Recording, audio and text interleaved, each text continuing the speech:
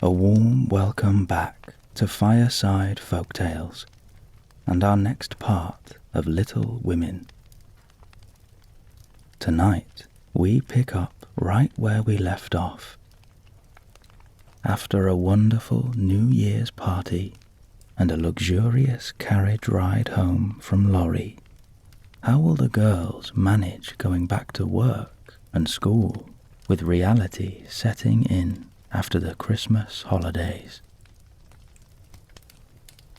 Now, find yourself a comfortable position to sit or lie down and do whatever you need to do to relax in this moment. Enjoy the sound of the crackling fire and allow your imagination to wake up, ready to whisk you off once again as we continue our story.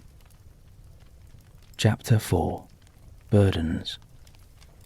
Oh dear, how hard it does seem to take up our packs and go on, sighed Meg the morning after the party.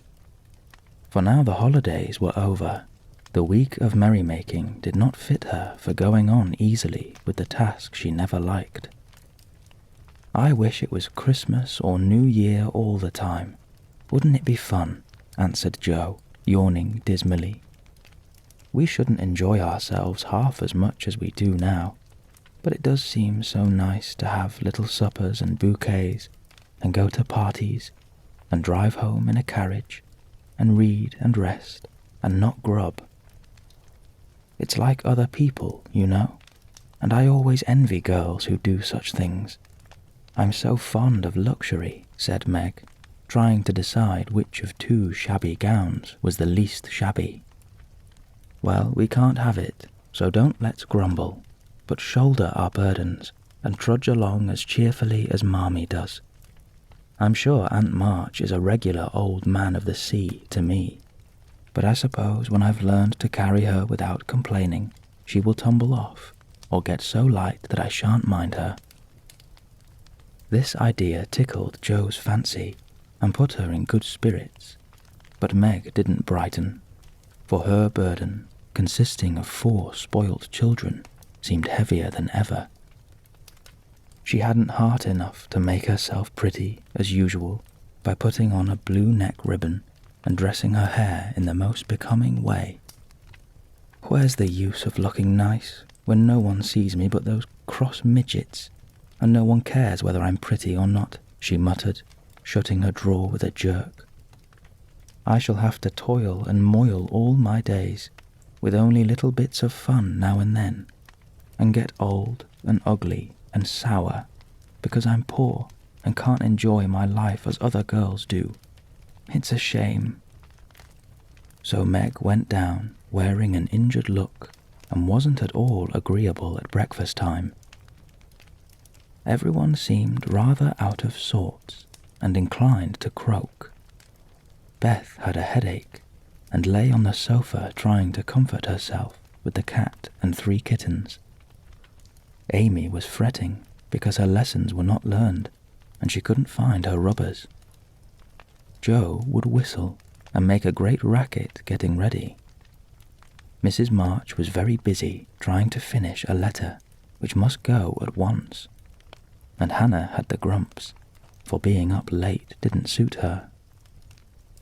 There never was such a cross family, cried Jo, losing her temper when she had upset an inkstand, broken both boot lacings, and sat down upon her hat. You're the crossest person in it, returned Amy, washing out the sum that was all wrong with the tears that had fallen on her slate. Beth, if you don't keep those horrid cats down cellar, I'll have them drowned, exclaimed Meg angrily, as she tried to get rid of the kitten who had swarmed up her back and stuck like a burr just out of reach. Jo laughed, Meg scolded, Beth implored, and Amy wailed because she couldn't remember how much 9 times 12 was. Girls, do be quiet 1 minute. I must get this off by the early mail, and you drive me distracted with your worry, cried Mrs. March, crossing out the third spoiled sentence in her letter. There was a momentary lull, broken by Hannah, who bounced in, laid 2 hot turnovers on the table, and bounced out again. These turnovers were an institution, and the girls called them muffs, for they had no others, and found the hot pies very comforting to their hands on cold mornings. Hannah never forgot to make them, no matter how busy or grumpy she might be, for the walk was long and bleak. The poor things got no other lunch, and were seldom home before 3. Cuddle your cats and get over your headache, Bethy. Goodbye, Marmee. We are a set of rascals this morning, but we'll come home regular angels. Now then, Meg. And Joe tramped away, feeling that the pilgrims were not setting out as they ought to do.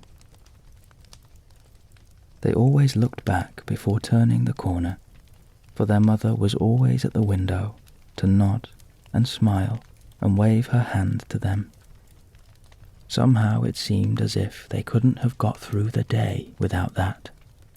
For whatever their mood might be, the last glimpse of that motherly face was sure to affect them like sunshine.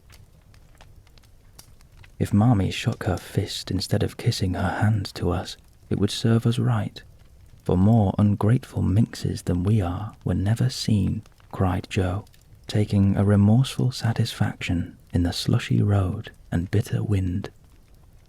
Don't use such dreadful expressions, said Meg, from the depths of the veil in which she had shrouded herself, like a nun sick of the world. I like good, strong words that mean something, replied Joe, catching her hat as it took a leap off her head, preparatory to flying away altogether. Call yourself any names you like, but I am neither a rascal nor a minx, and don't choose to be called so. You are a blighted being, and decidedly cross today, because you can't sit in the lap of luxury all the time. Poor dear, just wait till I make my fortune, and you shall revel in carriages, and ice cream, and high-heeled slippers, and posies, and red-headed boys to dance with. How ridiculous you are, Joe. But Meg laughed at the nonsense, and felt better in spite of herself.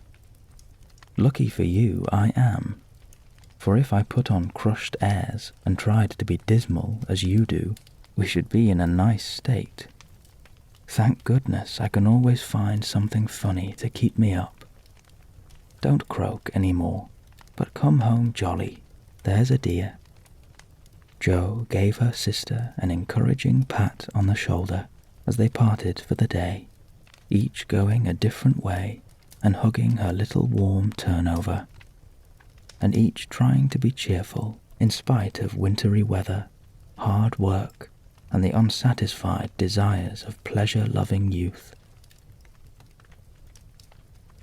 When Mr. March lost his property in trying to help an unfortunate friend, the 2 oldest girls begged to be allowed to do something toward their own support at least.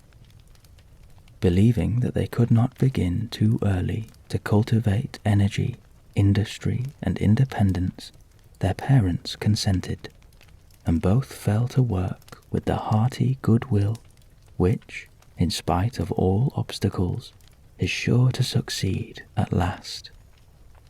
Margaret found a place as nursery governess, and felt rich with her small salary. As she said, she was fond of luxury, and her chief trouble was poverty. She found it harder to bear than the others, because she could remember a time when home was beautiful, life full of ease and pleasure, and want of any kind unknown. She tried not to be envious or discontented, but it was very natural that the young girl should long for pretty things, gay friends, accomplishments, and a happy life.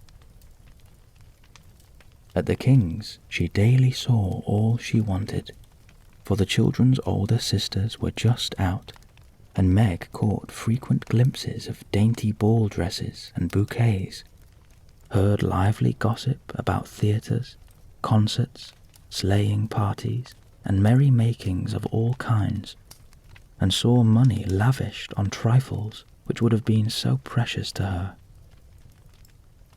Poor Meg seldom complained, but a sense of injustice made her feel bitter toward everyone sometimes, for she had not yet learned to know how rich she was in the blessings which alone can make life happy.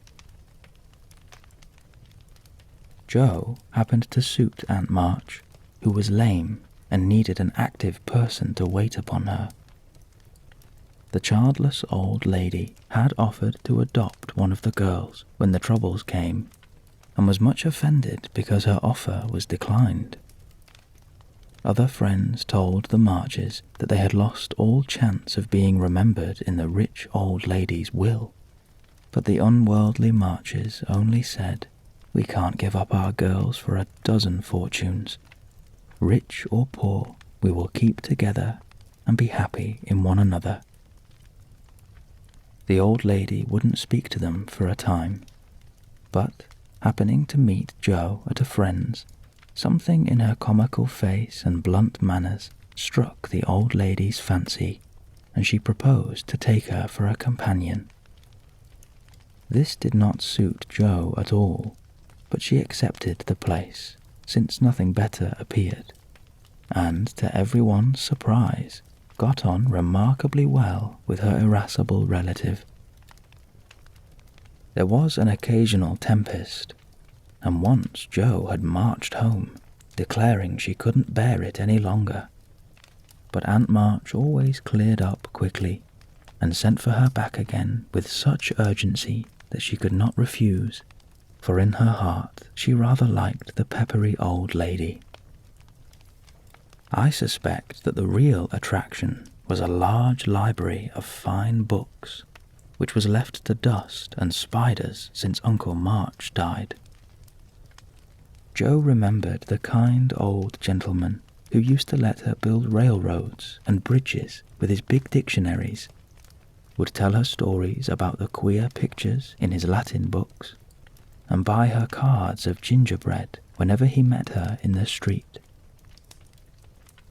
The dim, dusty room, with the busts staring down from the tall bookcases, the cosy chairs, the globes, and best of all, the wilderness of books in which she could wander where she liked, made the library a region of bliss to her.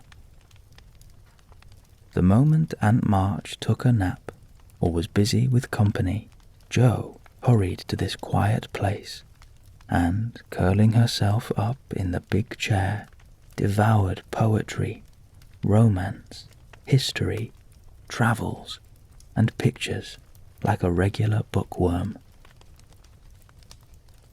But, like all happiness, it did not last long, for as sure as she had just reached the heart of the story, the sweetest verse of the song, or the most perilous adventure of her traveller, a shrill voice called, "Josephine, Josephine," and she had to leave her paradise to wind yarn, wash the poodle, or read Belsham's essays by the hour together. Jo's ambition was to do something very splendid. What it was, she had no idea, but left it for time to tell her, and, meanwhile, found her greatest affliction in the fact that she couldn't read, run, and ride as much as she liked.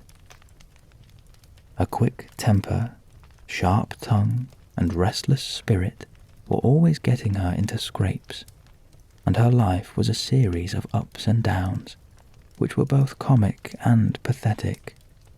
But the training she received at Aunt March's was just what she needed, and the thought that she was doing something to support herself made her happy, in spite of the perpetual "Josephine." Beth was too bashful to go to school. It had been tried, but she suffered so much that it was given up, and she did her lessons at home with her father.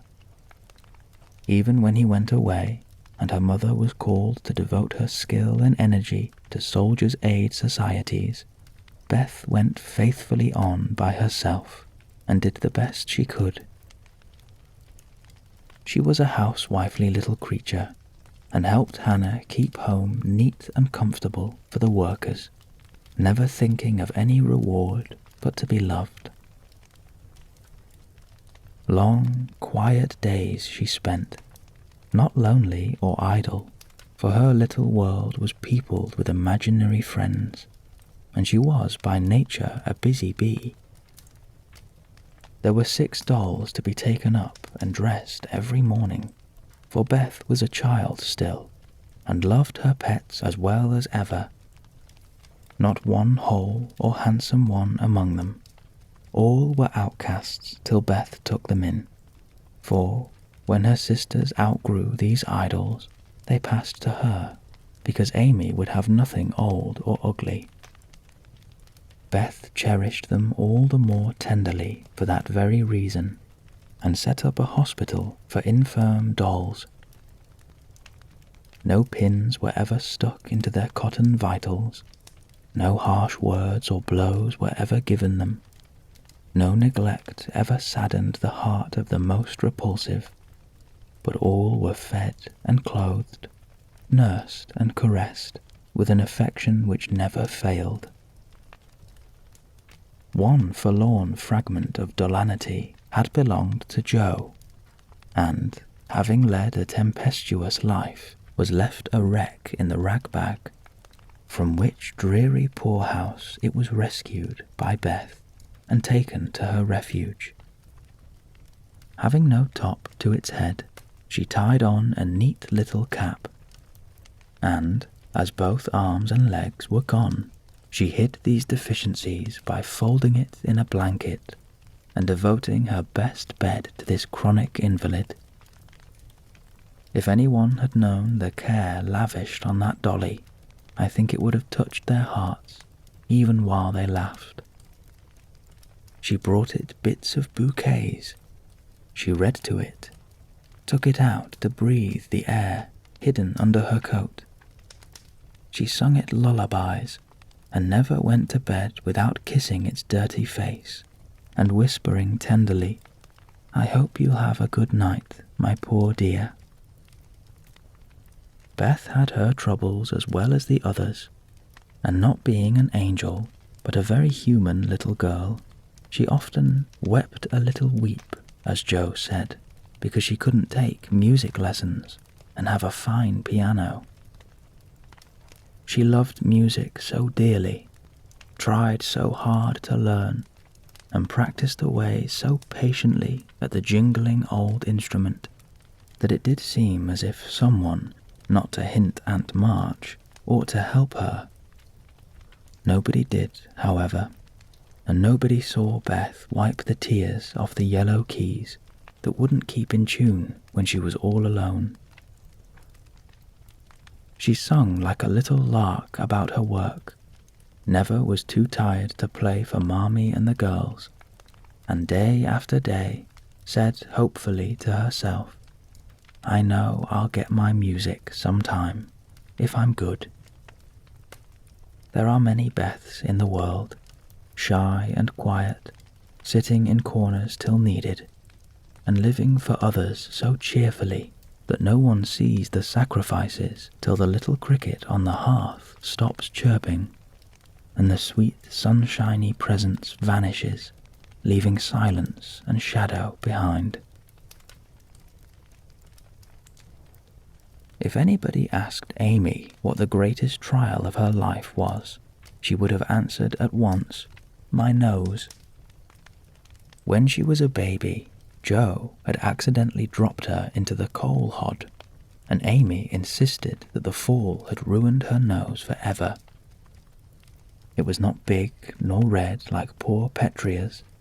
It was only rather flat, and all the pinching in the world could not give it an aristocratic point. No one minded it but herself, and it was doing its best to grow, but Amy felt deeply the want of a Grecian nose, and drew whole sheets of handsome ones to console herself.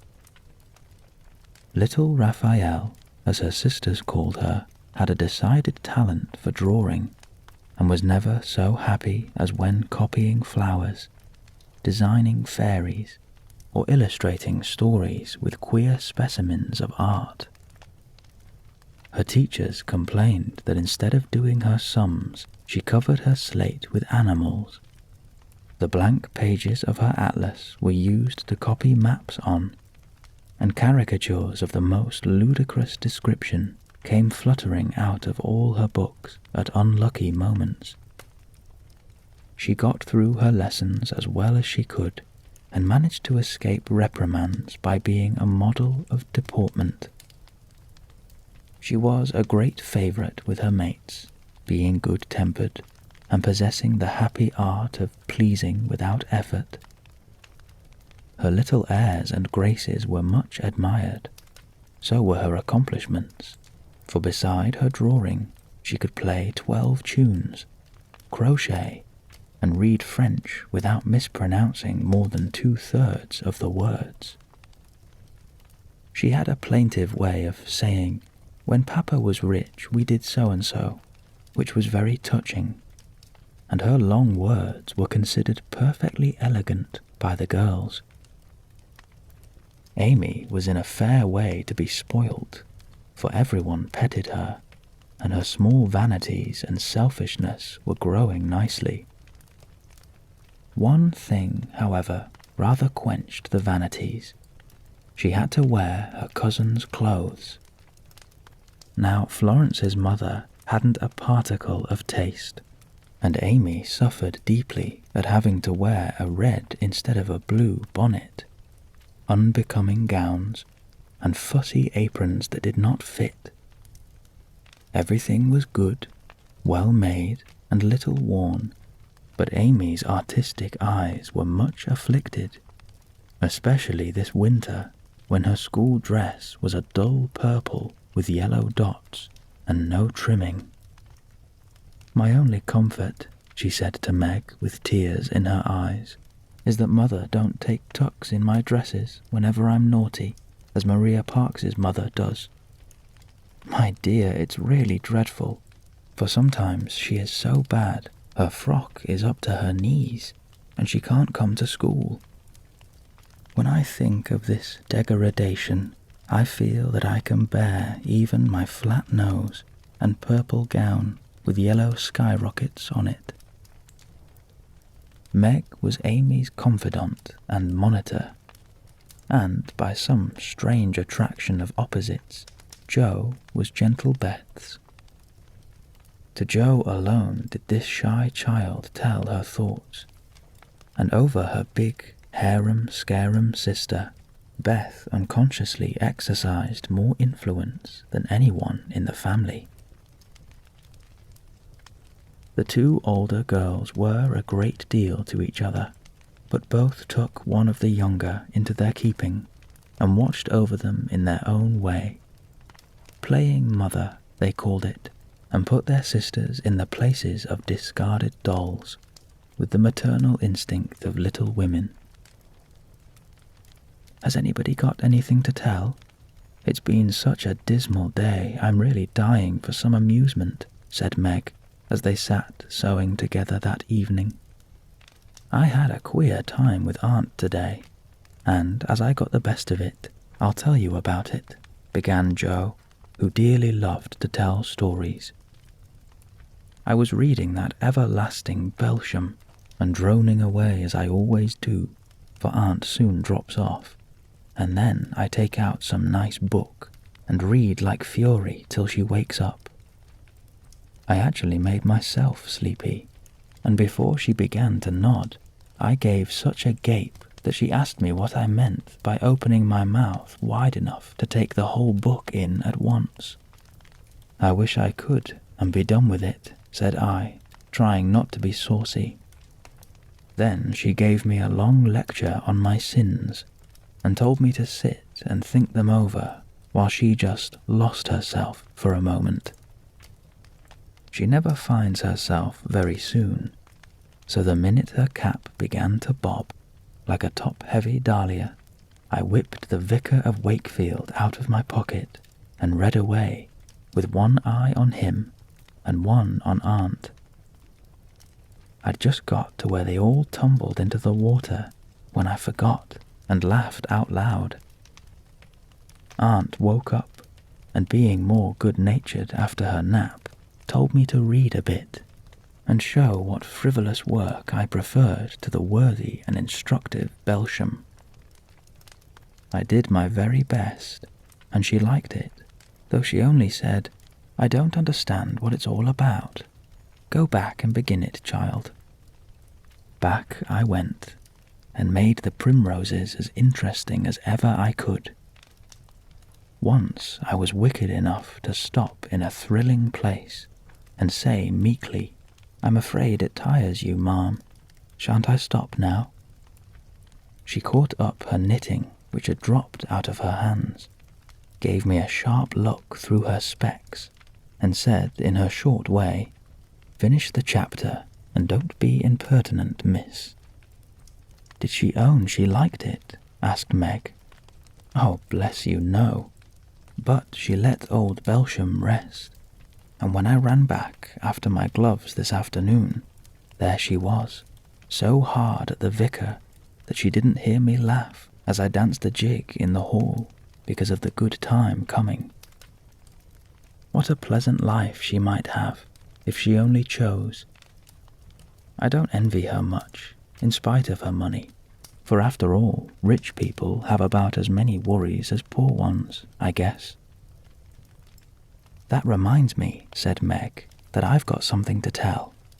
It isn't funny, like Joe's story, but I thought about it a good deal as I came home.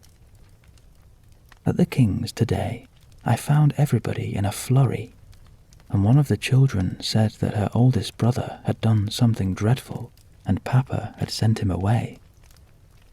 I heard Mrs. King crying, and Mr. King talking very loud, and Grace and Ellen turned away their faces when they passed me, so I shouldn't see how red their eyes were. I didn't ask any questions, of course, but I felt so sorry for them, and was rather glad I hadn't any wild brothers to do wicked things and disgrace the family. I think being disgraced in school is a great deal tryinger than anything bad boys can do," said Amy, shaking her head, as if her experience of life had been a deep one. "Susie Perkins came to school today with a lovely red carnelian ring. I wanted it dreadfully, and wished I was her with all my might. Well, she drew a picture of Mr. Davis, with a monstrous nose and a hump, and the words, 'Young ladies, my eye is upon you,' coming out of his mouth in a balloon thing. We were laughing over it, when all of a sudden his eye was on us, and he ordered Susie to bring up her slate. She was paralyzed with fright, but she went, and oh, what do you think he did?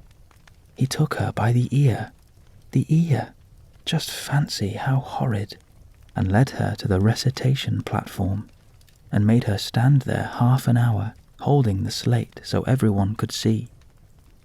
Didn't the girls shout at the picture? Asked Joe, who relished the scrape. Laugh? Not a one. They sat as still as mice, and Susie cried quarts, I know she did. I didn't envy her then, for I felt that millions of carnelian rings wouldn't have made me happy after that. I never should have got over such an agonizing mortification. And Amy went on with her work, in the proud consciousness of virtue and the successful utterance of 2 long words in a breath. I saw something that I liked this morning, and I meant to tell it at dinner, but I forgot, said Beth, putting Joe's topsy-turvy basket in order as she talked. When I went to get some oysters for Hannah, Mr. Lawrence was in the fish shop, but he didn't see me, for I kept behind a barrel. and he was busy with Mr. Cutter, the fishman. A poor woman came in with a pail and a mop and asked Mr. Cutter if he would let her do some scrubbing for a bit of fish, because she didn't have any dinner for her children and had been disappointed of a day's work. Mr. Cutter was in a hurry and said no rather crossly, so she was going away, looking hungry and sorry, when Mr. Lawrence hooked up a big fish with the crooked end of his cane and held it out to her. She was so glad and surprised she took it right in her arms and thanked him over and over. He told her to go along and cook it, and she hurried off so happy. Wasn't it nice of him? Oh, she did look so funny, hugging the big slippery fish and hoping Mr. Lawrence's bed in heaven would be easy.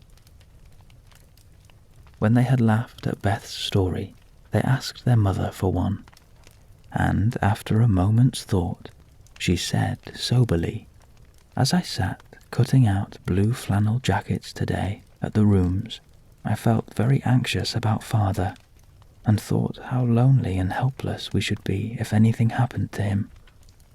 It was not a wise thing to do, but I kept on worrying, till an old man came in with an order for some things. He sat down near me, and I began to talk to him, for he looked poor and tired and anxious. 'Have you sons in the army?' I asked, for the note he brought was not to me. 'Yes, ma'am. I had 4, but 2 were killed. One is a prisoner, and I'm going to the other, who is very sick in a Washington hospital,' he answered quietly. 'You have done a great deal for your country, sir,' I said, feeling respect now instead of pity. 'Not a mite more than I ought, ma'am. I'd go myself if I was any use. As I ain't, I give my boys, and give 'em free.' He spoke so cheerfully, looked so sincere, and seemed so glad to give his all that I was ashamed of myself. I'd given 1 man and thought it too much, while he gave 4 without grudging them. I had all my girls to comfort me at home, and his last son was waiting miles away to say goodbye to him, perhaps. I felt so rich, so happy thinking of my blessings, that I made him a nice bundle, gave him some money, and thanked him heartily for the lesson he had taught me. 'Tell another story, Mother, one with a moral to it, like this. I like to think about them afterwards, if they are real, and not too preachy,' said Joe, after a minute's silence.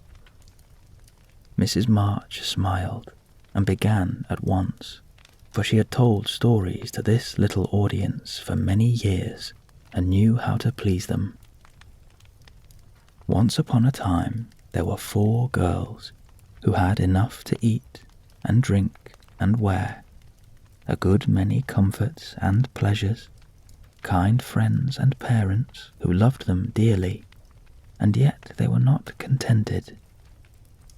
Here the listeners stole sly looks at one another and began to sew diligently. These girls were anxious to be good and made many excellent resolutions, but somehow they did not keep them very well, and were constantly saying, "If only we had this," or "If only we could do that," quite forgetting how much they already had and how many pleasant things they actually could do. So they asked an old woman what spell they could use to make them happy, and she said, "When you feel discontented, think over your blessings and be grateful." Here Joe looked up quickly, as if about to speak, but changed her mind, seeing that the story was not done yet. Being sensible girls, they decided to try her advice, and soon were surprised to see how well off they were.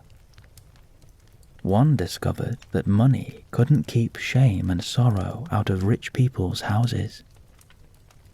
Another that though she was poor, She was a great deal happier with her youth, health, and good spirits than a certain fretful, feeble old lady who couldn't enjoy her comforts. A third, that, disagreeable as it was to help get dinner, it was harder still to have to go begging for it.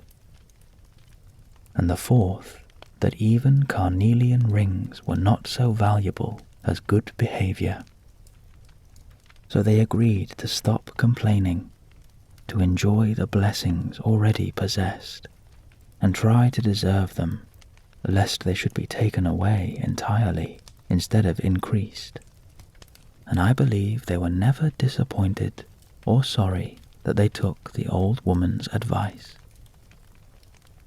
Now, Marmee, that is very cunning of you to turn our own stories against us, and give us a sermon instead of a spin, cried Meg. I like that kind of sermon. It's the sort Father used to tell us, said Beth thoughtfully, putting the needles straight on Joe's cushion. I don't complain near as much as the others do, and I shall be more careful than ever now, for I've had warning from Susie's downfall, said Amy morally.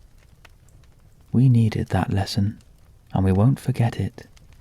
If we do, you just say to us as old Chloe did in Uncle Tom, "Tink ob your mercies, chillun, tink ob your mercies," added Joe, who could not for the life of her help getting a morsel of fun out of the little sermon, though she took it to heart as much as any of them.